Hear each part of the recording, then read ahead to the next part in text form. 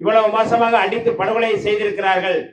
ஆகவே இந்த வழக்கின் பின்னணியில் இருக்கின்ற அந்த சதியை கண்டுபிடிப்பதற்கு யாரெல்லாம் இதில் இருக்கிறார்கள் என்று கண்டறிவதற்கு சிபிசிஐடி விசாரணை செய்ய வேண்டும் என்று விடுதலை சிறுத்தைகளின் சார்பில் இந்த போராட்டத்தின் வாயிலாக முதலில் நாங்கள் கோரிக்கை வைக்க கடமைப்பட்டிருக்கின்றோம். 2 கோரிக்கைகளை இந்த போராட்டத்தின் வாயிலாக முன்வைக்கின்றோம்.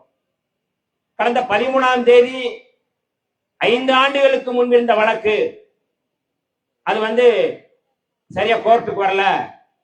கோர்ட்டுக்கு வரலன்னா நீங்க பிடி வாரண்ட் கொடுப்பாங்க. நம்ம கோர்ட்ல போய் நின்று உடனே ரீகால் பண்ணிட்டு நம்ம வெளியில வரலாம். ஆனால் போலீஸ் சீருடை அணியாத 3 போலீசார் வாங்க உடைய விசாரிக்கணும்னு கூப்பிடுறாங்க. எந்த வழக்கும் இல்லை. 5 வருஷத்துக்கு முன்னாடி இருந்த வழக்கு, அதுவும் பொய் வழக்கு. அப்ப அப்படிப்பட்ட ஒரு வழக்குக்கு மீண்டும் அழைத்து போயிருக்கிறார்கள்.